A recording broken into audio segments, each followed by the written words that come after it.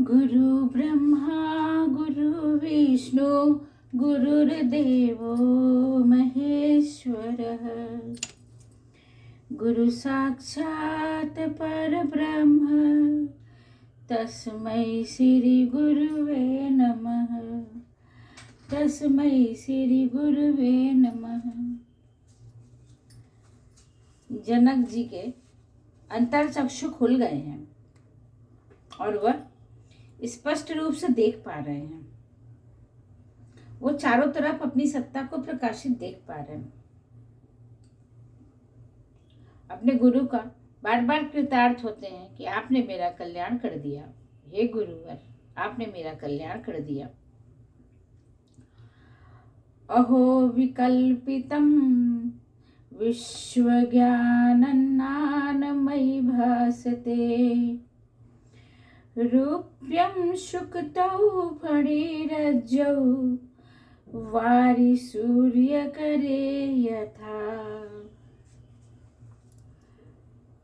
कितना सुंदर वर्णन जनक जी करते हैं अपने आत्म साक्षात्कार। वो कैसा अनुभव कर रहे हैं, गुरु को बता रहे हैं। घोर आश्चर्य, अद्भुत।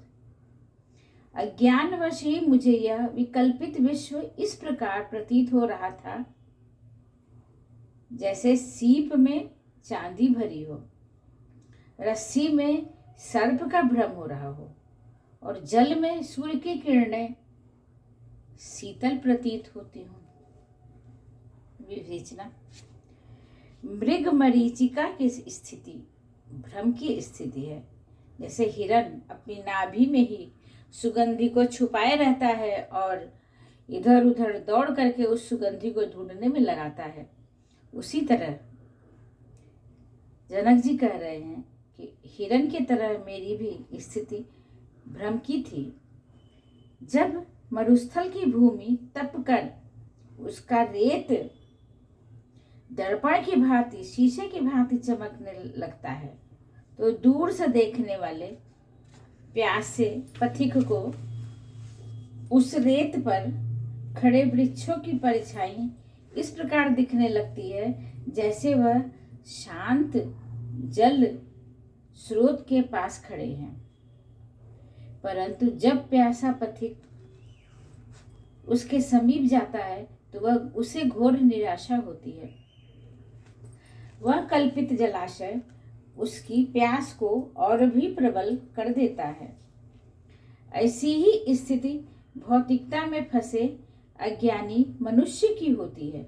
वह विवेक शून्य नहीं रह जाता, भौतिक सुखों के लिए नाना उपाय करता है, भोग विलास में जीवन व्यतीत करता है।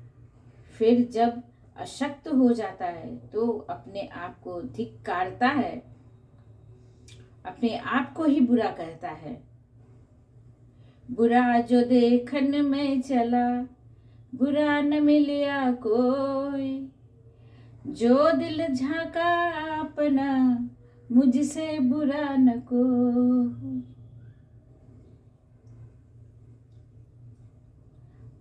कोई बिरला ही अपने को अपराधी का प्रायश्चित करके आत्मलौकिक करता है, अन्यथा ऐसे अज्ञानी योनि चक्र में फंसकर जन्म जन्मांतर तक कष्ट ही पाते हैं, आवागमन से कभी मुक्त नहीं हो पाते। आत्मज्ञान में ही वह शक्ति है जो सत्य से परिचित कराती है, अन्यथा जीवन तो मृग मरीचिकाओं से भरा पड़ा है। अज्ञानी को चमकती सीपी चांदी की तरह दिखाई देती है, रस्सी में सर्प का भ्रम होता है, रेत पर पड़ी सूर्य की किरणें शीतल जल के भांति लगती हैं, क्योंकि सत असत में अंतर करने का विवेक ही न रहा। काल्पनिकता ही उसकी सोच है, क्योंकि वह कल्पित भौतिकता का दास है। राजा जनक अपनी अज्ञानता का वर्णन करते हैं। आश्चर्य है कि मैं अज्ञान के वशीभूत होकर इस कल्पित संसार को इतना वैभवशाली देखता था। ठीक इसी प्रकार जैसे सीपी चांदी हो, रस्सी सर्प हो और रेत पर पड़ी सूर्य की किरणें शीतल जल हो, अज्ञान से उपजे भ्रम ने यह उस स्थिति को उत्पन्न किया था। हे गुरुवर, अज्ञान से मेरी यह भ्रम की स्थिति उत्पन्न हुई थी। आपने मेरे अज्ञान को दूर कर दिया।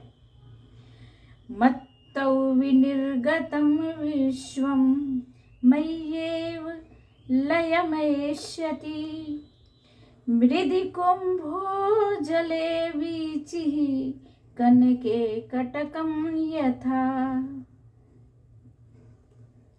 आज मुझे सत्य का ज्ञान हुआ। मुझसे ही उत्पन्न यह विश्व मुझ में ही उसी प्रकार समाहित हो जाता है, मुझ में ही विलीन हो जाता है जिस प्रकार घड़ा मिट्टी में, लहरें जल में, सभी आभूषण सोने में विलीन हो जाते हैं।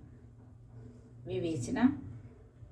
भौतिक जगत माया का रचा हुआ है। माया को आत्मा से घोर ईर्ष्या है, क्योंकि माया का आधिपत्य अज्ञानी मनुष्य पर रहता है। ये योग माया का ऐसा वही है कि जिसमें फंसा वो कभी उसमें से बाहर नहीं आ पाता।